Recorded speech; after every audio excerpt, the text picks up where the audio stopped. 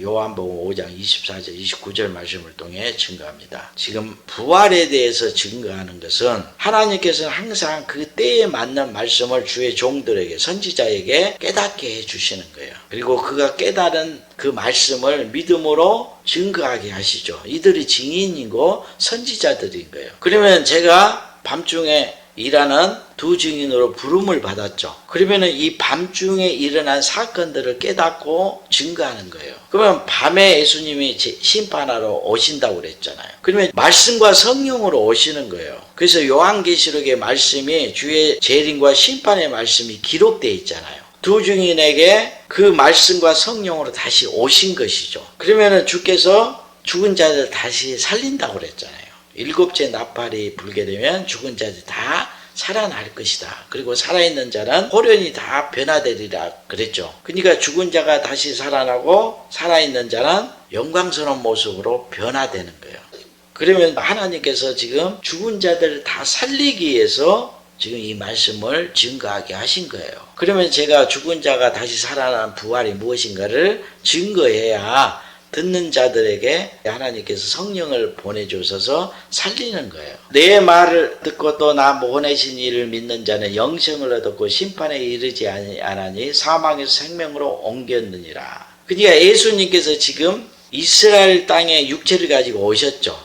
심판하러 오신 거예요. 그러니까 예수님을 하나님의 아들로 영접하고 그 말씀을 듣는 자들은 다 살아난다는 거예요. 그러면은 이 당시 이스라엘 백성들은 다 어둠에 붙잡혀 있잖아요. 그래서 마귀를 하나님으로 경배하고 있었던 거예요. 그래서 영혼이 하나님의 생기를 잃고 다 죽어있는 상태예요. 그래서 예수님을 하나님의 아들로 영접해서 그 말씀을 믿고 따르게 되면 다 살아나게 되는 거예요. 그래서 내 말을 듣고 또 나 보내신 이를 믿는 자는 영생을 얻었고 심판에 이르지 아니하나니.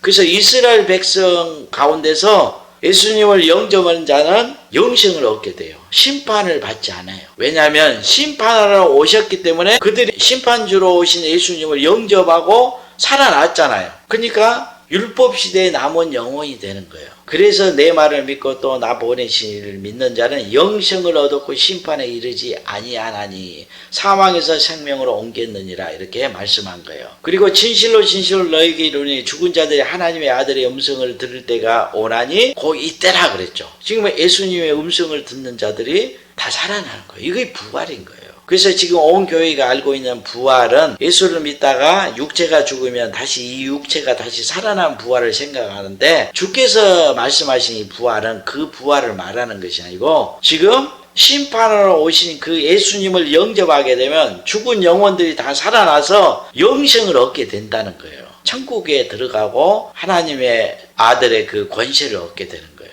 왜 예수님을 영접해야 영생을 얻는 거예요? 아버지께서 자기 속에 생명이 있은 것 같이 아들에게도 생명을 주어 그 속에 있게 하셨고 또 인자됨을 위하여 심판하는 권세를 주셨느니라. 영원한 생명을 가진 그 하나님의 아들을 영접하지 않으면 심판을 받게 되는 거죠. 왜냐하면 그 아들 안에는 그 영원한 생명이 있다는 것은 그때에 맞는 말씀을 주는 하나님의 말씀이 있다는 거예요. 그 말씀이 그에게 영생을 주고 심판하는 거잖아요. 그리고 이를 기이 여기지 말라. 무덤 속에 있는 자가 다 그의 음성을 들을 때가 오나니 선한 일을 행한 자는 생명의 부활로 악한 일을 행한 자는 심판의 부활로 나오리라. 분명히 주의 음성을 듣게 되면 영생을 얻게 되고 심판에 이르지 않는다고 그랬잖아요. 그 말씀은 이스라엘 백성들을 심판하기 오셨기 때문에 그들이 심판주로 오신 그 예수님을 영접하게 되면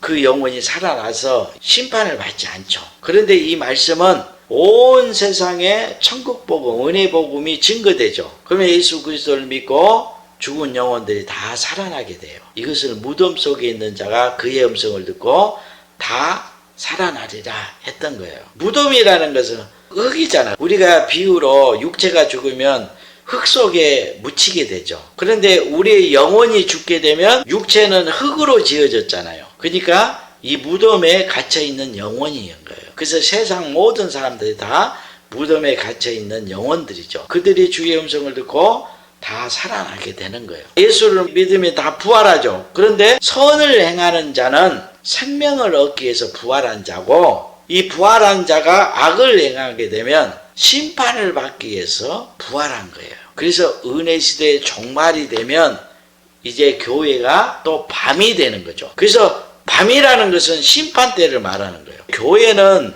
예수 그리스도를 통해서 탄생됐기 때문에 예수님이 다시 오셔서 예수님을 배도한 자들을 심판하는 거예요. 그러면 예수님이 다시 오실 때 어떻게 오시는 거예요? 말씀으로 오시는 거예요. 심판의 말씀으로. 그래서 요한계시록에 보면 주께서 다시 오셔서 심판하는 내용들이 기록되어 있잖아요. 그리고 온 땅에 하나님의 7영을 보낸다고 그랬잖아요. 그러니까 하나님의 심판의 말씀과 성령으로 요한계시록 11장에 기록된 두 증인들에게 강림하는 거죠. 그래서 두 증인들이 증거하는 그 영원한 복음, 주의 재림과 심판의 말씀이 다시 오신 예수님인 거예요. 예수님이 말씀과 성령으로 두 증인에게 오셨잖아요. 그러니까 두 증인들에게 영생이 있는 거예요. 영생. 두 증인들이 하나님의 약속한 천국과 그 영원한 생명이 실상으로 이루어졌죠. 두 증인들 안에 영생이 있잖아요. 이들이 심판하는 권세를 가지는 거예요. 그래서 은혜시대 종말에는 두 증인이 증가하는 그 영원한 복음을 듣는 자들이 영원히 다시 부활하게 되는 거예요. 왜냐하면 밤중이 됐다는 것은 다 지금 교회가 적그리스도와 거짓 선자에게 미혹을 당해서 지금 생기를 잃고 어둠에 갇혀 있어요. 그러니까 두 증인이 증가하는 그 영원한 복음을 듣는 자들은 그 영혼이 다 살아나게 되는 거죠. 그래서 이들이 피하고 영원한 생명을 얻게 되는 거예요. 이게 놀라운 말씀인 거예요. 여러분, 제가 증가하는 이 영원한 복음을 귀가 열려서 듣는 자들은 다 살아납니다. 하나님의 성령이 늦은 비로 임하는 거예요. 성령이 임하면 다 살아나게 돼 있어요. 오늘 하나님께서 죽은 영혼들을 다 살리기 위해서 이 말씀을 증거하게 하신 거예요. 그리고 살아있는 영혼들, 성령이 함께하고 있는 영혼들은 그들이 이 영원한 복음을 듣게 되면 예수 그리스도의 그 영광스러운 모습으로 변화를 받게 돼요. 반드시 이걸 믿으셔야 돼요. 죽은 영혼은 다시 살아날 것이고 살아있는 영혼들은 예수 그리스도의 그 영광스러운 그 모습으로 변화를 받게 돼요. 주님을 만나게 되는 거예요. 하나님께서 이 엄청난 일을 행하시기 위해서 저에게 이 말씀을 증거하게 하신 거예요.